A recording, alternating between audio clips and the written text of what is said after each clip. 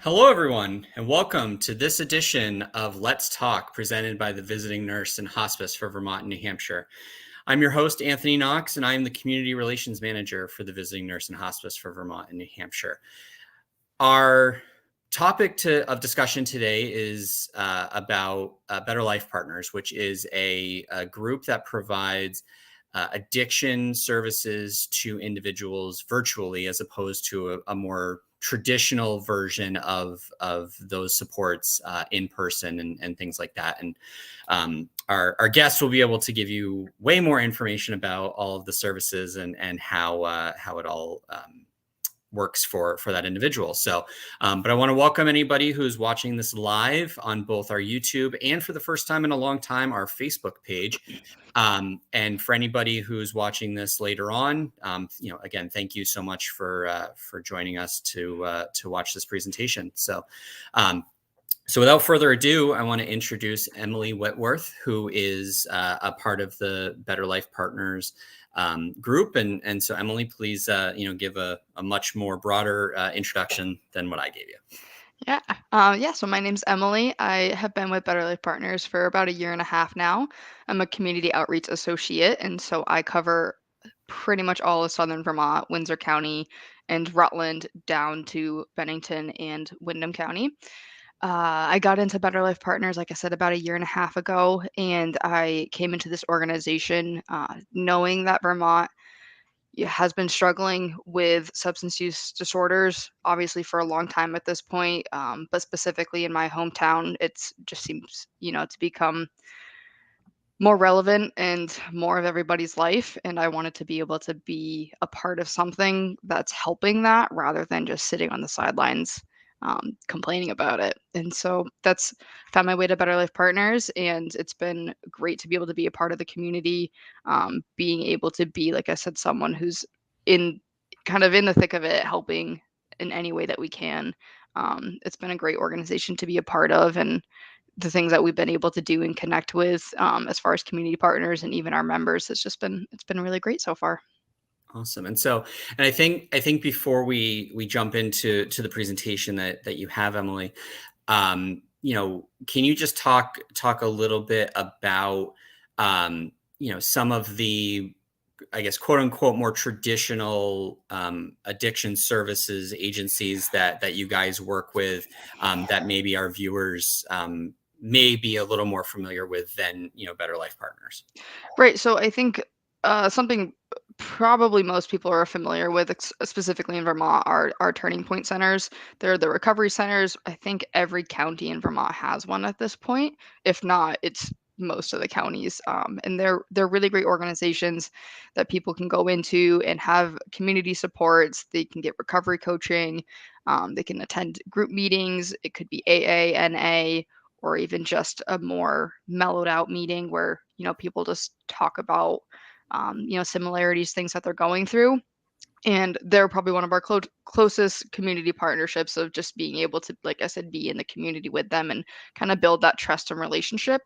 We're also partnered with Vermont Cares and the AIDS projects in Vermont. So we're in Barre, Rutland, St. Johnsbury, Brattleboro, and then they have mobile services in Bennington where people are able to get, they're very much so a harm reduction model like ourselves. So people are able to get, new syringes, or even just, we call them like the little first aid kits, harm reduction kits, supplies, or being able to turn in syringes that have already been used. So hopefully that they're not, out on the street or like in unsafe places where people may step on them, or just, having them around on the ground. So we've been able to partner with them, which has been really great. So those are the kind of our two community-based things. We also, have worked with hospitals just to get in with, it's called RAM, Rapid Access to Medicated Assisted Treatment. And so being able to go into the hospital where the recovery coaches typically are, and having our services be told to the nurses and doctors, who then can convey that to the people who are coming in looking for treatment, is also a really great aspect of that as well. Awesome. All right, so I'm going to bring up your presentation, and let's dive right in. All right. All right. So the mission of Better Life Partners, we've had this since the start. We've, as we continue to grow, we've kind of added to it, changed it around a little bit, but it's always stayed the same. That our It's very member centric, and we've kind of rallied around belonging, love, and purpose, as what we want our program to be about. We want to make sure everyone we know and everyone we're helping or working with knows that they have something that they can rely on, that they know is a reliable source of a resource, but also reliable, in the sense that, like, if they need something, they can call us and we're going to be there to help. We also very much so on the love aspect. It's a community, and that's what helps people in every way, sense, and form strive in life, is having a strong sense of community. So we strive to be that for our members. And obviously, with the purpose, like, we want to give people a reason to be doing something every day. And if we can help support that in any way, that's a positive. As I mentioned, we are a harm reduction based organization, meaning that we are not punitive. And so that varies a lot from other organizations, or the more traditional sense of organizations. When you get into, maybe you miss an appointment, or if you have a drug screening and it comes back with something with, opiates in it, or maybe you don't have your Suboxone or Bup in it, sometimes there are, I guess, like, things that come up that maybe you have to go to another meeting now, or you have to go to 2 more meetings that week, or maybe your script gets held until you can do something. Um, that's not how we work with our organization, because we understand that life comes up and things happen. So while you do maybe have to attend a makeup meeting, it's not in a harmful of like, "Oh, no, you didn't show to group, you have to do this." It's just to keep you on track with your script, so that way you can continue to pick it up when you're supposed to, on that weekly basis. Um, and within that, like we mentioned too, the community-based programs that we've been partnering with, we've been able to expand our program and start looking at places to have, in-person meetings in the future. um, but we want to very much so do it in a sense that we're not creating our own building that has Better Life Partners on the side of it. Once those meetings start in person, we're going to be in those community establishments that have already been there and already have the trust, and they have the people going there. So like the Turning Point centers, like the Vermont Cares buildings, we don't want to like set up shop, so to speak, and have people come to us. We want to meet people where they're at and where they're already utilizing services. Um, So yeah. for Better Life Partners, and I'm sure you're going to go a little more in depth with this, but so you guys are strictly a virtual presence for individuals seeking addiction services, with as we're starting to come more and more out of the pandemic and things like that, starting to provide the opportunity to have in-person, meetings, or whatever, whatever types of services are needed for those individuals. Yeah, so we're kind of in like an in-between stage right now. All of our group meetings with our opioid use disorder program are virtual. They're online, they're through Zoom. Those are the meetings that, 95% of our members are going to every week. Those are still all online, and they're all for pretty much all of Better Life Partners in all of our states. But specifically Vermont, we are still 100% online in that aspect. We do have another program I'll touch on called the Flex program, which does have in-person aspects, but it's not required. That's where, with the Vermont Cares and AIDS project, people are able to go on site to those locations and meet with a recovery coach or one of our nurses there. So that's something where there is in-person access, but it's not mandatory. Gotcha. Um, and as we continue to come out of this pandemic, and as we continue to grow, we'll also expand into in-person groups with, like I said, within those community partnerships such as the Turning Points. But that's also something very much so based on our members. Our members love the fact that it is virtual, that they're not having to go, potentially drive an hour into town if they're living in the more rural areas. Um, because that's, if you're driving 45 minutes to town to sit in a meeting for an hour, go pick up your script after at the pharmacy, and then drive back home, that's your whole evening gone. So the fact that we're able to have that in-person care not be mandated at this point is very beneficial, both to Better Life Partners as a whole, but especially to our members. Perfect. So with the team-based approach, like I said, that we're very member-centric. If our members are looking for something or asking for something, most of them are very open with what they're needing. They're not afraid to ask because they know that we're able to, I don't want to say we're able to deliver, but we're able to help them find a way. And so we have on our team, we have our medical providers, we have nurses, social workers, recovery coaches, all very much so based around our members. We're their needs are what matter more than anything else.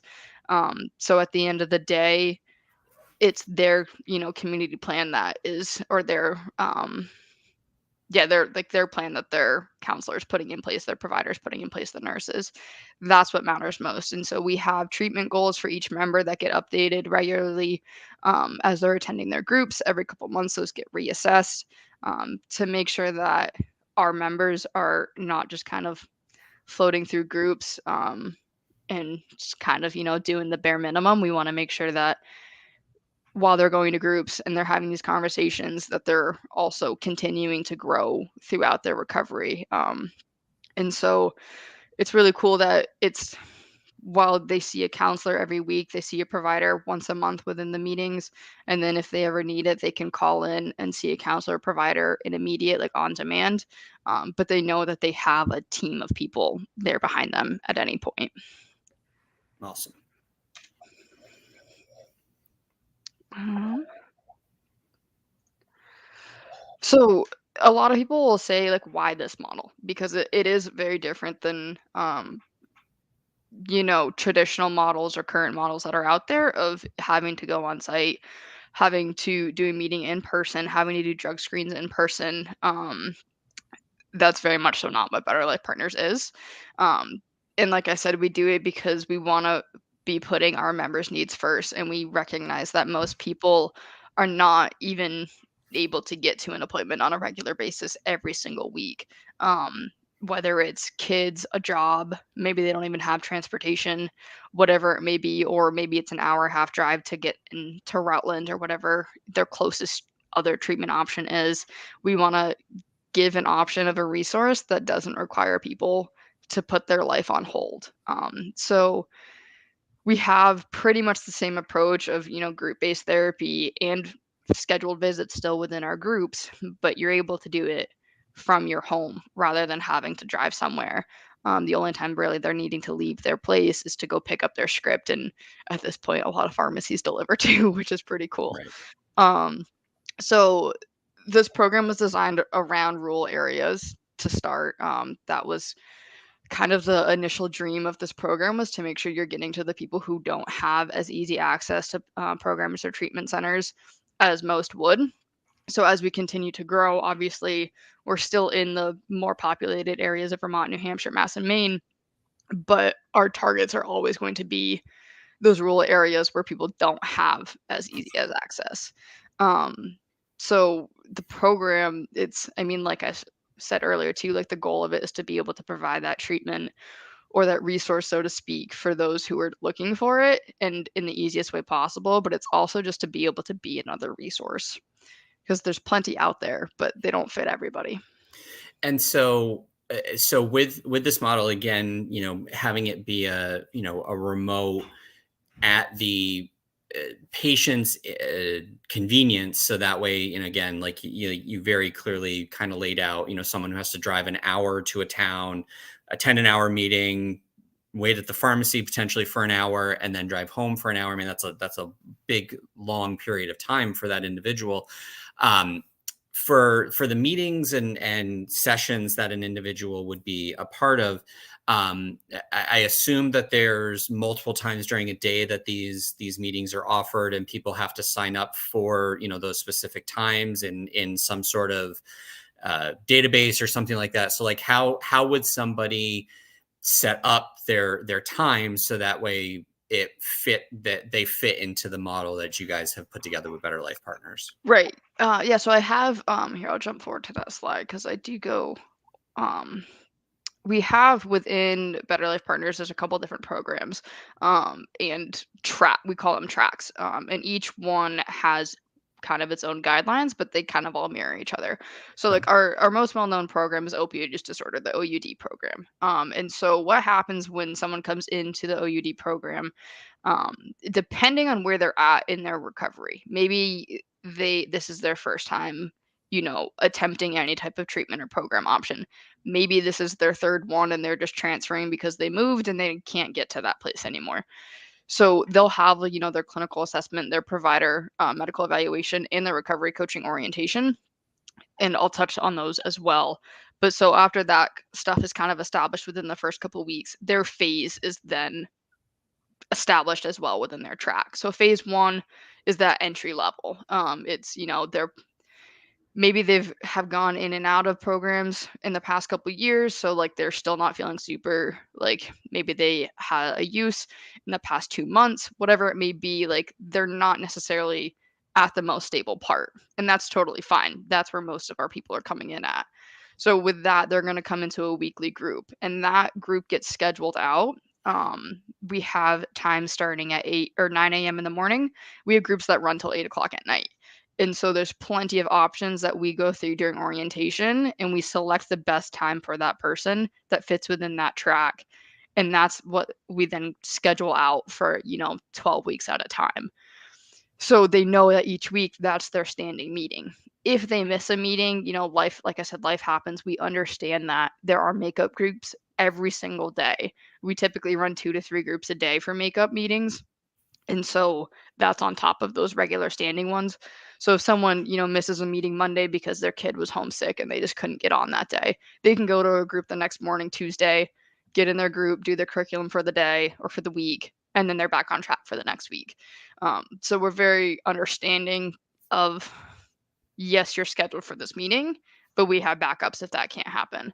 As people progress, they can then go, the longer they're in recovery or with us and showing that they are having that growth or stability, they can move on to biweekly groups. And that's a biweekly script as well. And then, of course, the phase three, the longer you're with us, the longer you're in recovery, you can go to a monthly group and a monthly script. So like I said, that mirrors in our alcohol use program as well. Um, the alcohol use program in Vermont is still very new, so we're only at phase one just because of the people that we have in it. That's where they're at, but those guys will, eventually progress to phase two and phase three as well. Um, but so this, we'll jump to this slide, or no, sorry, this one. This kind of talks on that like growth throughout the program as well. Obviously we have a lot of different resources within the program, which is really awesome. That immediate engagement is the intake that we're able to do same day. A lot of programs aren't able to do that because it's in person. You can't necessarily get a provider on site right then and there, or they're already booked out for the day. Because our providers are also all virtual and they're throughout Vermont, New Hampshire, Mass, and Maine, we're able to get someone a provider typically within an hour. If Nice. not, it's still that same day. Maybe they call in at 10 in the morning and there's 10 other people calling at the same time. You'll hear back from them by the afternoon. And so we're able to get people into our program within that 24-hour range, which is really important when you have that ambivalence, especially when you're new to the treatment program kind of world. You have that split second moment of, I'm ready. And then you call and you're like, oh, wait, we can't get you in for 2 weeks. That moment's gone. And most people aren't going to be willing to wait 2 weeks. Right. So the fact that we're able to do that immediate intake, get you in with the in-person provider for some locations, mainly New Hampshire, they're doing some in-person stuff. But if not, it's that virtual provider, like I said. Doing that the same day makes a world of difference for people who are ready to take that step rather than being told they're putting on a waiting list.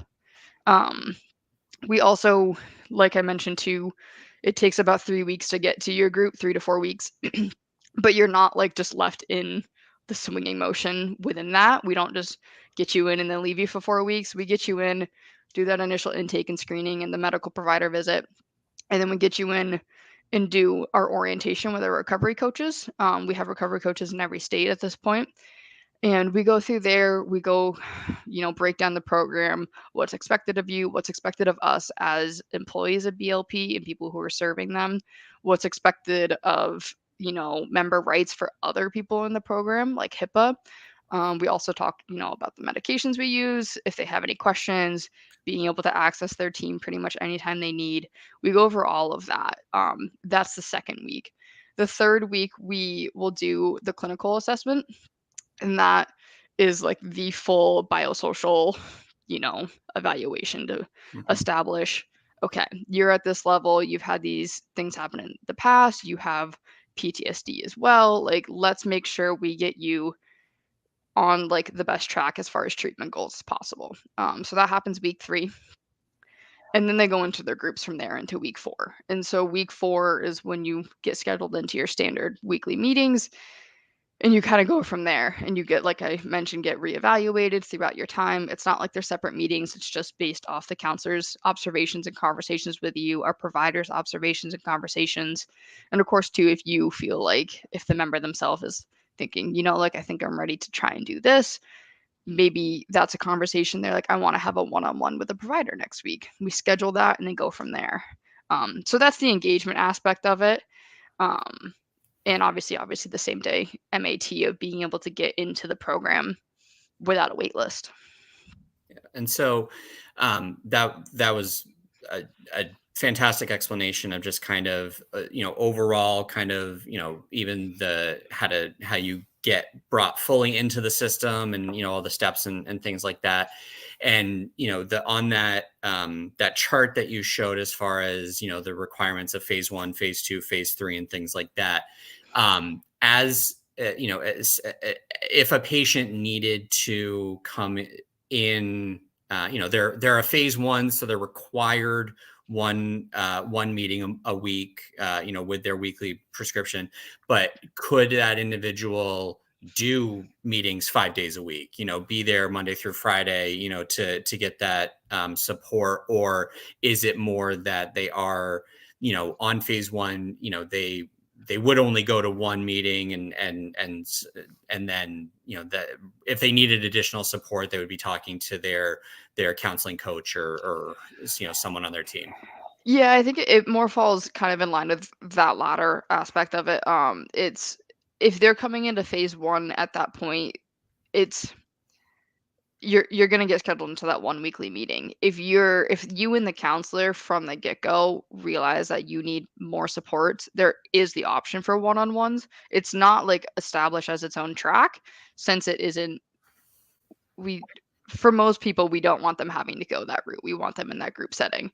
Mhm. But for someone coming in, if it's like noticeable both by the member and the counselor from the get-go that like one-on-ones would be more beneficial, we can go that route to start and transition them into groups. It's like I said, we don't tend to do that. We tend to put them in groups first, see how that goes, and then move them into one-on-one if necessary. As far as like going 5 days a week, we don't have that option at this point, just because of the I mean, as much as we don't have a wait list, we still are having to create groups on like a monthly basis because they fill up. We have 12 people per group, 12 members to one counselor. And so we have anywhere from 5 to 10 meetings running a day for groups. And so, yes, that's plenty of spots. But when we have over 500 members in Vermont, we need to be mindful of making sure that a new member coming in still has at least one spot in that group. So people wouldn't get scheduled into multiple groups, they would just do the one.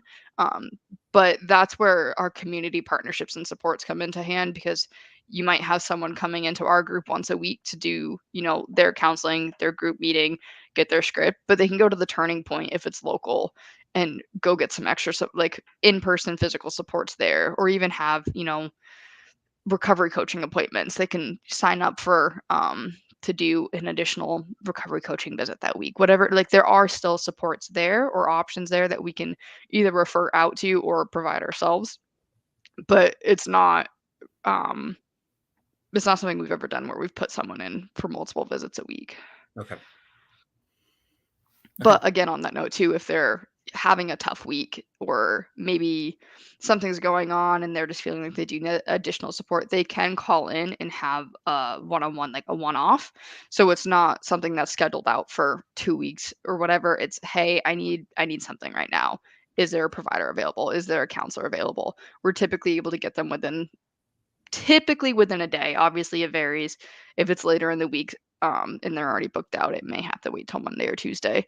Um, but we're pretty on top of things, and the fact that like our counselors and providers, like this is what they're here doing. They're here providing these services for these members. So they try and make availability as much or as easy as they can. And so if someone is having, whether it's the beginning of them being in Better Life Partners or they've been with us for 2 years and they're just having a tough week, they are able to reach out and have a one-on-one, like a one-off. Maybe they do it for 2 or 3 weeks, they transition back, or maybe they're doing that on top of groups. There are options available.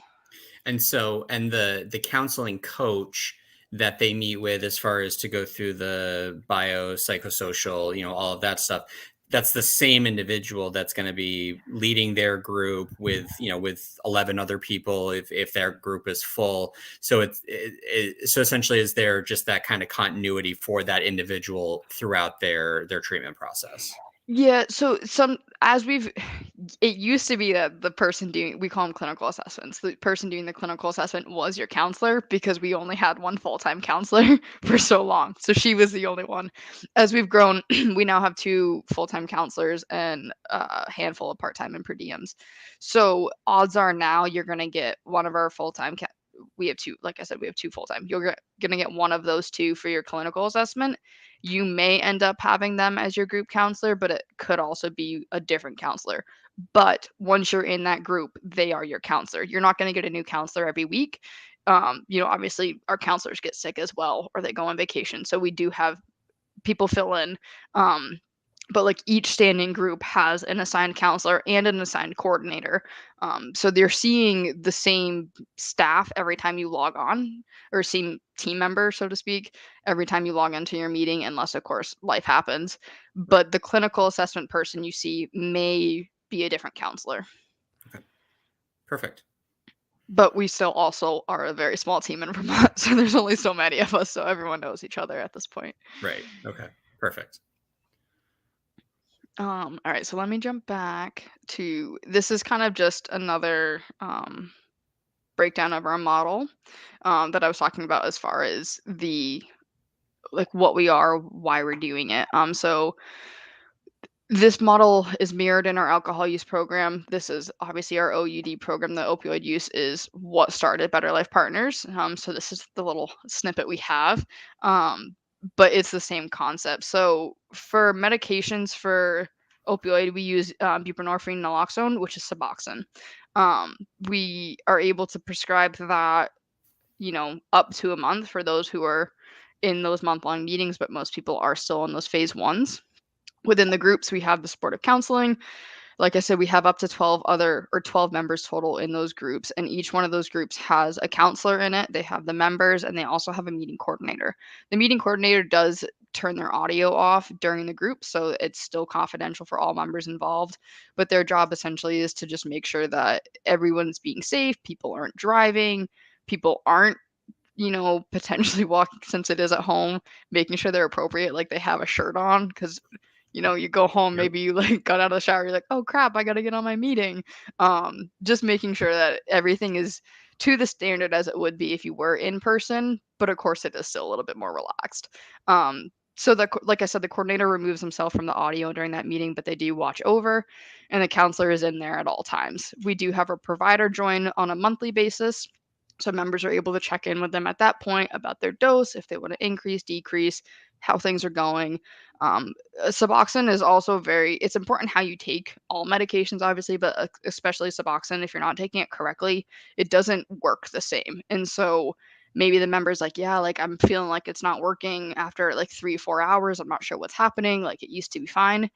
The provider can go over like, well, like maybe try taking it, or like holding it under your tongue, or taking it after you eat, whatever it may be.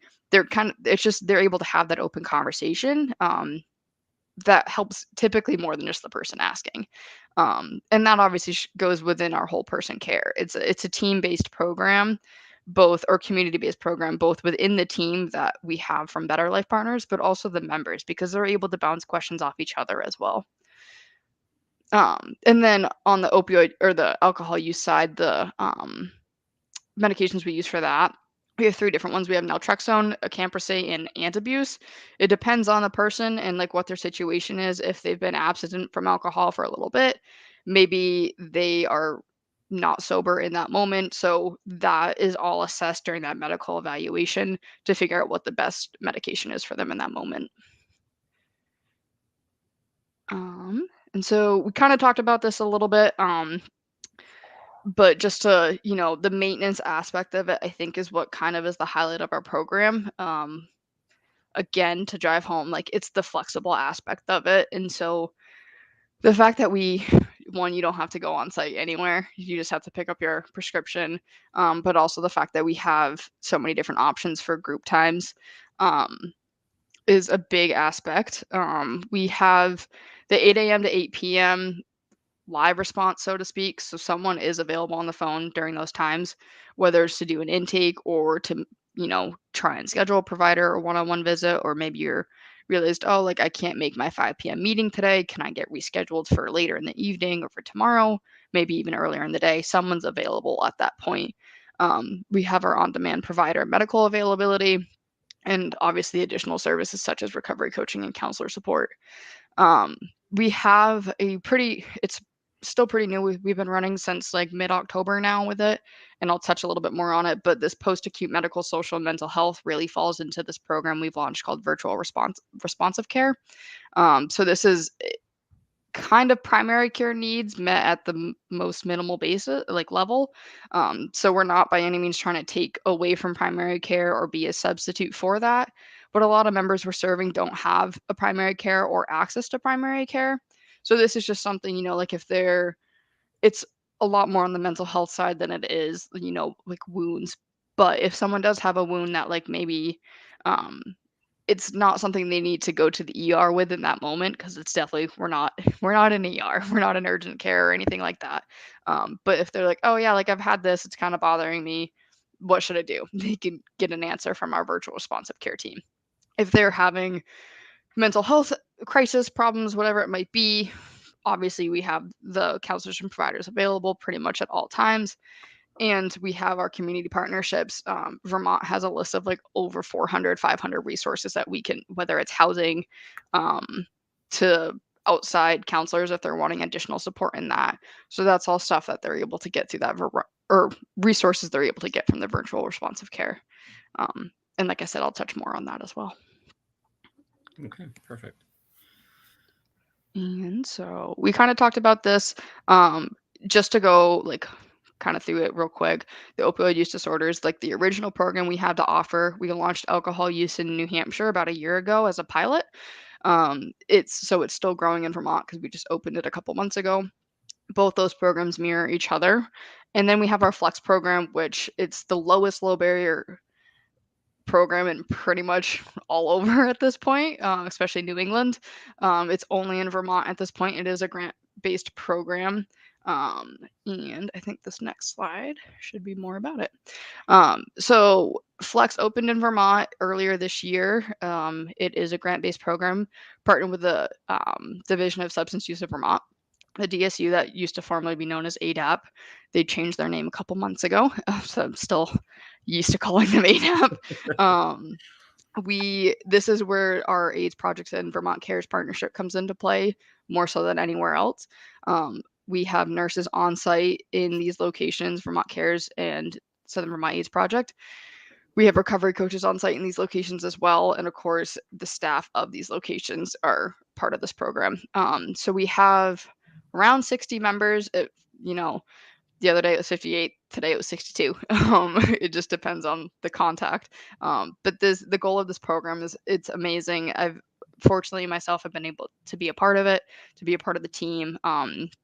And it's been incredible to see it grow. But the goal of it is to reduce overdoses, essentially. We as Better Life Partners are already a pretty low barrier program, not having to go on site, everything's online, you just call in. But this is another level of it because there's no standing meetings, there's no scheduled appointments, there's nothing. You call in on your terms, you pick up your script on your terms, as long as you do that call in, and that's it. The goal beyond that obviously is to get someone more stabilized, get them working towards you know, a point in their life where they feel comfortable joining groups and engage on a more regular and like standardized basis, so to speak. and transition into the OUD program. But this is the starting point of that. Gotcha. Not everyone fits into this model. This is definitely geared towards people who are homeless, people who, maybe are living within the homeless shelters, and they or even like they have long-term housing within the shelters, but it's not like they own a house. Or maybe they don't have jobs, so they don't have insurance, whatever it may be. This is what this program is built around. We've had people in our OUD program who show up 1 week and then we don't hear from them for 3 weeks. And then they show up 1 week and then we don't hear from them for 3 weeks, because that's life. They don't have a phone. Maybe their phone got stolen, or they're not living where they were. And so, like, they can't even get anywhere near the pharmacy to pick up their script. This program allows for them to be able to call in on their terms. And if their life is a little bit chaotic in that moment, it's okay. We'll help them out as best as we can, but it's for them to be able to do. Um, so the way the program works, like in a nutshell, is very similar to OUD, but it just doesn't have as much of those like the strictness to it, even though the OUD program isn't super strict. But they call in every 7 days. They speak to either a nurse, recovery coach, medical provider, or a counselor. They have a check in with that person, with the team member, and then their RX gets written for that week. It's only for a week. So for them to be able to get that next script, they have to be able to call in again. We won't pre-write anything for them until we hear a touch point from them. So we can't, within the OUD program, as people become more consistent, if they miss a group, because those makeup groups are available, we're able to not necessarily send the script right away, but make it so, like, okay, as soon as they attend that group, they can go get it. So there's no waiting period. With this program, like, nothing is pre-written. We don't get anything set up for them until they call in, and then they have to wait for the pharmacy to, fill that script. And so there is that sense of accountability there, because unless they call us, then they're not going to get anything out of it. We do send, daily reminders of like, oh, not daily, weekly. Hey, like, your script runs out tomorrow. Just make sure you call back in. But we don't like chase them down to be like, hey, you missed your meeting today. Like, would you like to reschedule? Which we do in the OUD program. As soon as someone misses a meeting, we send out a check-in to be like, hey, like, we didn't see you. Everything okay? Like, can we get you rescheduled? So of course, like, we do follow up with the people within the Flex program, but it's much more on them to reach out than it is for us to follow up. Gotcha. Like I said, we have our nurses, we have recovery coaches and medical providers on that team, which is really great. And Better Life Partners as a whole is very harm reductive. The Flex team is probably the most harm reductive as you can get. Okay. And so to go back one slide, as far as, to talk about the phases, how does somebody, quote unquote, graduate from phase one to go to phase two, and so on? Like, are there specific requirements that an individual has to meet? Is it more just based on the way the treatment is going, things like that? Kind of, is there some sort of standardized way that a person graduates from one phase to the next? So it used to be a little bit more of like, there was guidelines, like you had to meet this, this, and this. As we've continued to grow and we've had people transition from other programs who have already been on Suboxone for 10 years and they're just switching programs, we have opened that up. So it used to be you had to be with us for 6 months before you could even like consider moving to phase two. You had to have really consistent attendance and be, actively participating in group. Also be making sure that you're treating everyone in group with respect, because we want to have that safe community space.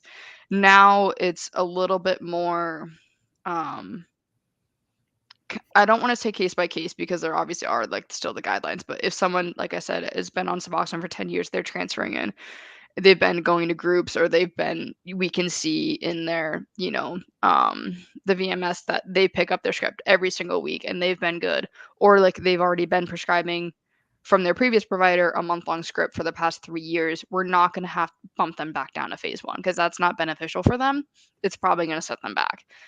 So in that case, we'll probably bump them right to phase two or phase three.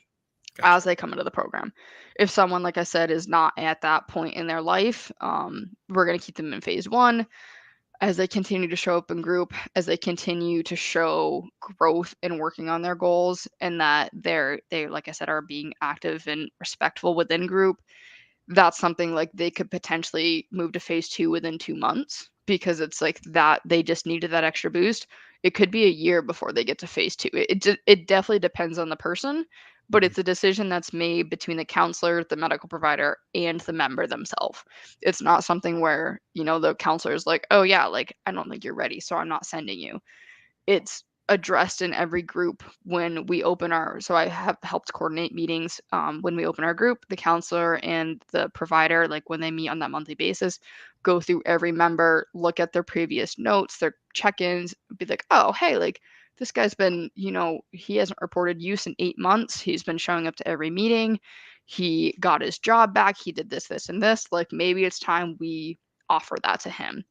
And then the member's like, "Nope, I don't want to because I want to stay in phase 1. I like my group. I like coming weekly. It's what I need." Great. Or the member's like, "Yeah, I'm ready for that. Like I'm ready to move on." Um, or keep moving on. That's that conversation that's had. And so it's like I said, it's not necessarily case by case guidelines, but it's case by case per member of what's the best option for them. And that's again a conversation that's had on that team-based approach.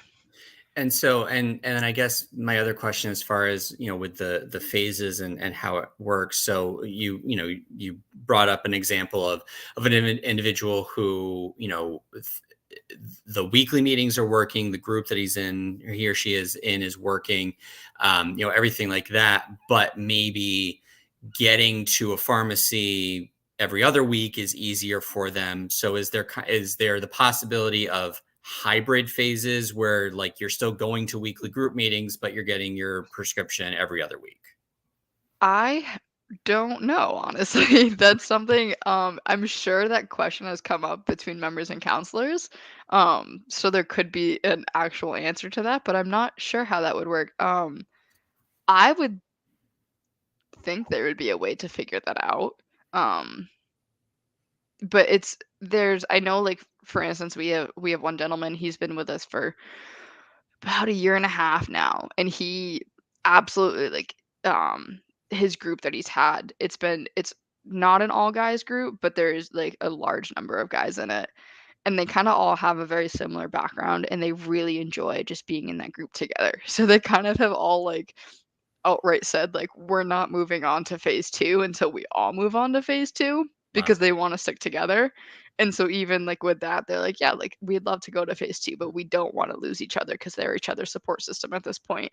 Um, so I'm, like, wondering, like, is there so to answer your question, I don't know that there is a way to do that, but it makes me think that there probably is something that is available, and it's just not, like, utilized, Okay. if that No, that's doesn't yeah, no, answer your that's question, but that's it perfect. I does. mean, just in the way that you're describing it and things like that, I mean, my gut would tell me that there are probably those situations, because as you've also stated, it's a case by case basis of Mhm. that individual and things like Right. that. Although that's really cool to hear that there's literally a group that wants to do this all together, Mhm. and achieve these different phases and things like that. So that's also really cool, and Yeah. kind of helps. I assume helps with the treatment process for all of the individuals in that group. Yeah, for sure. It's been really I'm lucky enough to, be able to coordinate some of those meetings and do the recovery coaching side as well, and to be able to see the growth of the members. As much as I love doing outreach, and doing, meetings or being on the street hanging flyers, my favorite aspect of this role is being able to see the growth of the members that we do have currently. Seeing I always like to tell sorry, I'm gonna go off track a little bit. My second week working with Better Life Partners, I was doing Stomp Out Stigma event over in Rutland, and we had this gentleman come up to the table. He had just gotten out of jail a couple weeks before. He was looking for a treatment provider. He had had one previously of someone in Rutland. He didn't really want to go back because he didn't love it there, but he didn't have a whole lot of other resources. He had never heard of Better Life Partners before. At this point, we had only been in Vermont for a year. And he just came up to my table, asked me a couple questions, took my card, 2 days later, he called in and he enrolled with us. And I've seen him throughout, it's now been a year and a half of his growth, of, seeing him come into meetings. I don't even think he remembers me from that fair because, there was 100 people at that event, and I'm sure he doesn't remember my name of the person who gave him the card. But it's like I said, that's my favorite aspect, just being able to see the growth, but also the setbacks, because that's part of recovery. And I think that's what's really cool about Better Life Partners, is that we recognize that recovery is not perfect. Recovery is different for everybody, and you are going to have setbacks, as everybody does. But it's how you react to them and how you move on from them that matters. And I think that's what Better Life Partners embraces, which a lot of programs, I don't want to say that they don't do it, but it's not necessarily as much of a aspect of the program as it is for us. Gotcha. Perfect. Yeah. So I mentioned drug screening a little bit. Let me pull that one up now. We in Vermont have not had drug screening up until 3 months ago, because we opened pretty much in the height of the pandemic in Vermont, which is also part of the reason why we are completely virtual. We didn't have any other option when we opened up, and we just then found that people really appreciate what we have in this virtual care setting. But because of COVID and everything that's been going on in the world, we didn't have any type of in-person treatment options at all. And so doing urine drug screens was not an option. Because of state regulations, company regulations, everything else, within the world, we need to be able to make sure that we're following those regulations. We are implementing them again, but they're oral swabs now. So it's really cool because, and this is a cool part of the project I'm working on. They get mailed to you from Dominion. They're the lab that we're working with, which is actually based right in Vermont. They get mailed from Dominion. It's got our member's name on it. They do the oral swab at home. Sorry, my computer's dying. We do the oral swab at home. They put it back in the mail and they drop it off, and it gets sent back to the lab. The lab sends the results for us. So it's like completely painless. You don't have to go you got to go to the post office, but you could even just put it back in your mailbox and flip the flag up. But so it's like the most painless process for drug screening that you can get. We have like a non-punitive aspect or non-punitive look at this. We're not looking for drugs in the screens. We're looking for Suboxone. So just to make sure, we want to make sure the people that we're prescribing Suboxone to, that they're taking it. You're not going to get kicked out of the program if it's not, but there will be a conversation, hey, you're coming to group every week, you're getting a script every week. Why is this not showing up in our system or, in the screening? Maybe it was a faulty screen. Maybe something else is going on, and the counselor and the medical provider will have that conversation with that member.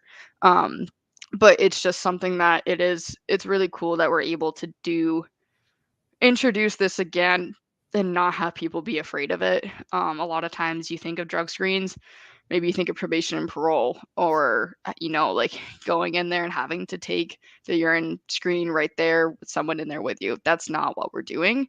It's like I said, it's just to make sure that the prescriptions that we're handing out, that they're being utilized the way that they're supposed to be, for everyone's safety. But so it's cool that we've introduced this. And it's also really cool that our members are actually pretty receptive of it, because it's not a daunting thing of like, I need to go pee in a cup, because no one wants to do that, right? It's something like, it's just doing like an ancestry DNA kit. You put it under your tongue, you swirl it around, stick it back in, and send it out in the mail. So yeah, and like I said, we started that in Vermont about 3 months ago in 2 of our groups, in our phase 2 and phase 3 groups, and then by Q1 of 2023, it'll be Vermont, like statewide, in all of our groups.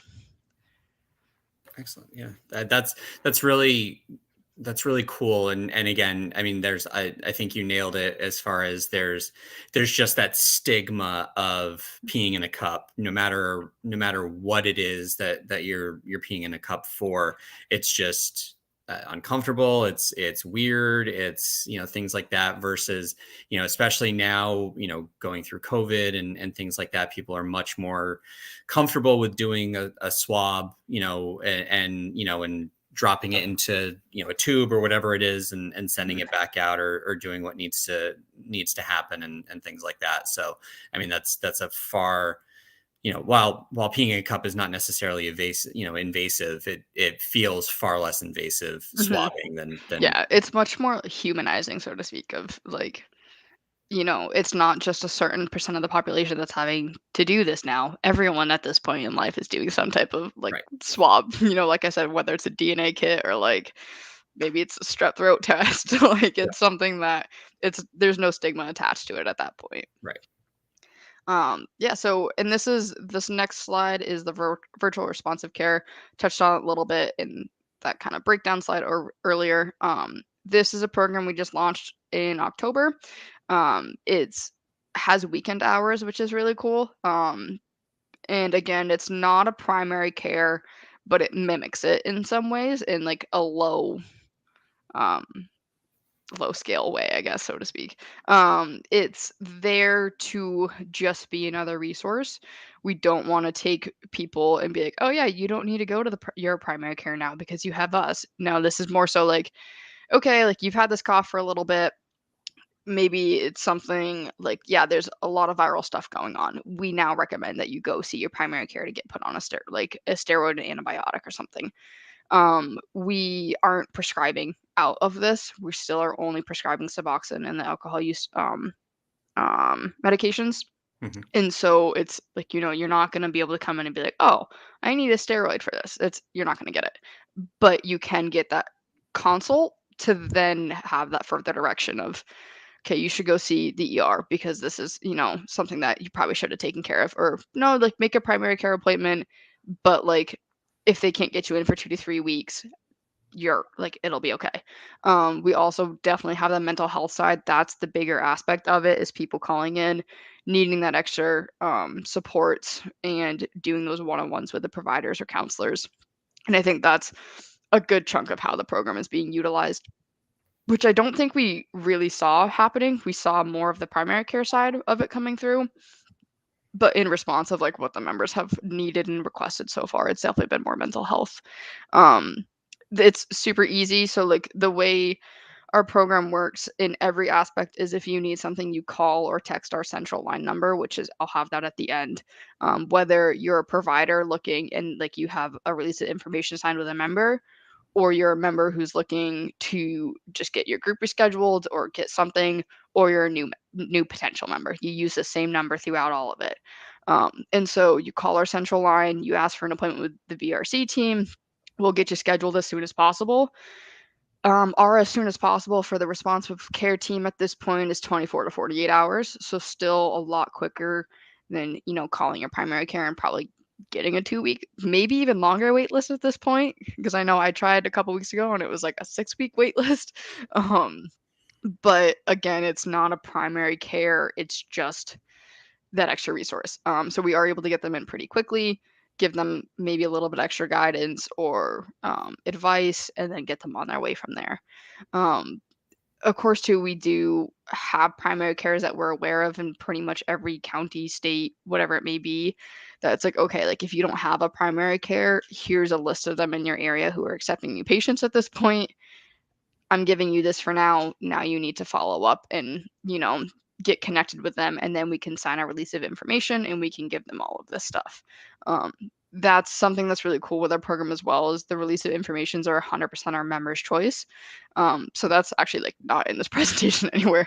But if there is, whether it's probation and parole, if it's maybe just a care coordinator at like a housing authority, DCF, whatever, maybe it's even just a family member, unless the member themselves signs off verbally and on the paperwork itself, we will never release any information. Obviously, HIPAA is something that's important to everybody, but very much so to us. Even if a probation officer knows that he was there during the intake while the person called in, if that member doesn't sign that release of information, we're not giving anything to the probation officer. Um, and the member also can decide what chunk of information is giving, whether it's like, I don't want them to see the first like 3 weeks because for whatever reason. Or maybe I only want them to see my counselor's notes. I don't want them to see the medical provider notes. Whatever it may be, it's their choice of what information shared. Gotcha. So that's just a cool aspect too. But so that comes in when you do have that care coordination aspect. Maybe you have a housing coordinator or a nurse case manager at your primary care. There is that release signed, so that way you're not just having to play phone tag with them and trying to remember all the information. Right. Yeah, so that's the responsive care aspect. The next slide is a little bit about these are our retention rates. These were updated a couple weeks ago, so they should be pretty accurate. Vermont, which again, like I'm out of the Vermont program, so I think it's pretty cool. We're at 73% of retention rate in Vermont, and that's 100% because of the team that we have. We like I said from the start, community is like our biggest aspect of what we're doing, the belonging, love, and purpose. So the members that we have, they build that trust with us and they just keep coming back and then they tell other people about it and then they come back. But for those members that, drop off, so to speak, of we haven't heard from them for a couple weeks, we'll reach out to them and then it hits a point of time at like 90 days where they're no longer like considered an active member within the program. We'll still reach out to them and we actually have a counselor, one of our full-time counselors, doing call outs to those members, the active intermittents, of hey, like we haven't heard from you a while, we want to make sure everything's okay, like we can get you re-enrolled within the next 20 minutes if you want. And we call them rebounds, like in our system. We've had like 10 Vermont rebounds in the past like 3 weeks, which is awesome because that's something, like those were potential members that we weren't ever going to hear from again. But because we reached out to them, we followed up with them, made sure things were okay. They came back and they're like, yeah, I was going through some stuff, but I'm ready to do this again. Awesome. Um, so yeah, the company wide is 61%. That's for all 4 states we're in: Vermont, Mass, New Hampshire, and Maine. And then 6 months or in Vermont is 73%. And then obviously the continuity is 62% of continuing to get their prescriptions every week, following through on their appointments and provider visits and all that good stuff. Nice. Yeah. And so this is a little bit of Vermont information. These two graphs, the gender and age, are a little bit more out of date than this. The map is, but it's still fairly accurate. The map is really cool, I think, because we see it every couple of weeks get updated. So obviously you can see Rutland and Washington County, those two darker spots. Those are kind of our hot spots. That's where we're getting the most members out of, which is very interesting to me. Because when I started about a year and a half ago, we had like 3 people in Rutland. And so to see that growth, it really just shows like, again, that level of trust that people put within us. We wouldn't have that many members if people weren't telling others about us. Um, Obviously, we want to continue to grow and we want to get into those rural areas like Upper Franklin County, into Essex, Addison, Orange, those places that don't have as many people. Those are honestly more the spots that we want to get rather than, I mean, Rutland is obviously important, but like there are a good amount of resources in Rutland already. So we want to continue working in those counties that don't have as many resources, don't have as many current members, to continue trying to build that trust there so more people hear about. I keep saying us, but because it is, we want them to come to Better Life Partners, but just more people in general learning about resources and what else is out there. Right. And as you can see too, we have a pretty good chunk of an age range. Obviously, most of the people are kind of in their 20s to 40s, and we do have a little bit more of a male presence than female. We do have, like I said, these numbers are a little bit out of date too, because we do have a few people who are, non-gender identifying. This is, I think, like 2-3 months old. It's so we were trying to get that updated. But I know for a fact that there's at least like I want to say 5 people who don't identify, which is it's really cool too, because within that we're able to then kind of build groups out and or like start to get ideas of how to build groups out. Like, okay, do we want to have an all women's group? Do we want to have an all male group? To have a non-identifying group as well, to be able to give people as much comfort as possible. It's not something we're offering in Vermont right now, but it is. They do have like a moms group in New Hampshire.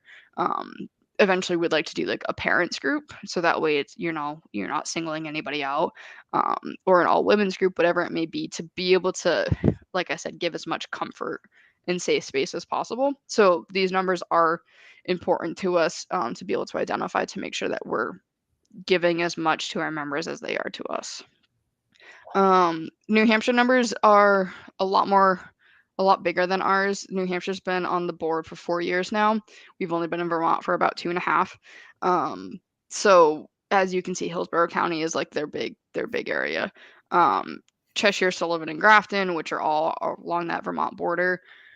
We have a really great relationship across the border, which is awesome. We have our New Hampshire community outreach person. She goes up and down, all over really. And so we've been able to do like cross state meetings. We have like with the VA. It's really cool to be able to see. I mean, obviously you guys as well. Dartmouth Hitchcock, being able to do that cross state like resource sharing and seeing how that impacts as well. So New Hampshire's been around for a little bit longer than us, so their numbers are a lot higher than ours. We company wide have just under 3,000 members. In Vermont, we have about between 550 and 600. New Hampshire has, I want to say, pulling up real quick. New Hampshire's got about 1,500. Maine's got around 400. Mass has around 250. And Mass and Maine just came on this year, so that's pretty awesome. They're already climbing that scale. But yeah, so New Hampshire's, everything we've done has kind of been mirroring what New Hampshire's done and then taking it and applying it to make sure it fits the Vermont needs. Because while there's lots of rural areas in New Hampshire, I think Vermont kind of takes the cake for that. And so just making sure that, we're meeting the needs of the people who are utilizing the program. Let's see. And I think the next one is maybe the last slide.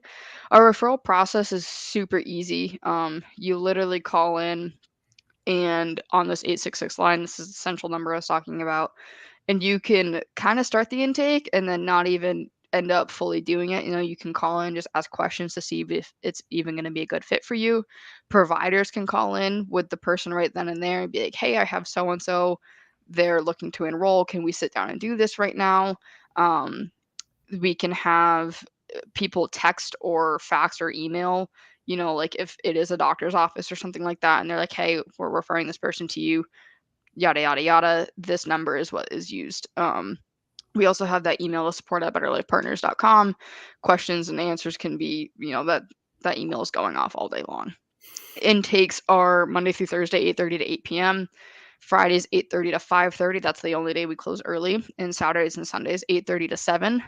The one thing with the weekends is our medical provider staff and our med management team are on limited hours. So while you can do the intake that day, it may still be Monday when you pick up your script rather than getting it Saturday morning. But you're still going to get enrolled into the program, get you started, get you all set up, and then Monday morning you go to the pharmacy. So maybe it's a 2-day wait, but you're at the point just waiting for your script. You're not like waiting for a call back to be like, oh yeah, you got in. So yeah, the referral process is really easy. It's painless. It takes about an hour to do the initial part of it, which is still significantly shorter than most places. I would say it's maybe even less than an hour at this point. We've kind of got it down packed. That's awesome.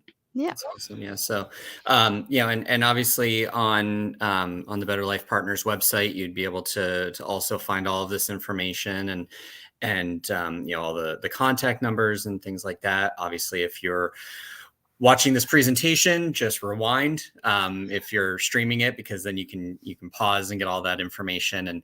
And so, from the perspective of visiting nurse and hospice, obviously we don't provide any supports as it relates to addiction services, some mental health stuff, things like that. I mean, that's not our specialty in that relation, and so an organization like Better Life Partners is such a great fit, to partner with visiting nurse and hospice, because we're able to, that well-rounded support that an individual may need, and similarly to how Emily was talking about the consultations that can happen with the medical providers saying, yeah, maybe it's time you go to the doctor's office, and get X, Y, and Z and things like that. their medical providers could also do a referral to visiting nurse in the event that you needed supports at home. It's again, it just a medical provider needs to be the one to send in a referral for those in-home supports. So even from you are receiving supports for the addiction and things like that, but maybe the medical provider is like, maybe you could use some PT in your home or something like that. There's that ability, and vice versa from our perspective, in the event that we're in your home, we're providing the medical care that you need, but we also then realize or sense, or you ask about addiction services and things like that, we're able to send you the way of Emily and her team to be able to get that process rolling. So and all of these services are in your home. You're able to be comfortable, to receive the support that you need in an environment that works for you. And so that's the beauty of Better Life Partners and the VNH in that respect. Yeah, I think both programs, they differ from a lot of traditional settings. I think that's as we continue to move forward. I mean, we're almost in 2023. Right. That's the route we're taking, so we're kind of ahead of the game in that aspect. Exactly. So, but Emily, thank you so much Yeah, for providing all of this information about Better Life Partners, and again, for anybody watching this, the website's just betterlifepartners.com. mhm, And when you get onto the website, you can navigate to get what you need. But I think the last time I checked out the website, the referral number that Emily had on that last slide was right at the top of the website. So it's very, very easy. And if you don't feel like scrolling through the whole website, just pick up the phone and call. So and be able to start that whole process. So again, thank you, Emily, for being a part of this, and for again those watching live and anybody streaming it. We'll be back soon all right, with another presentation from the Let's Talk series. all right. Thanks so much for having us.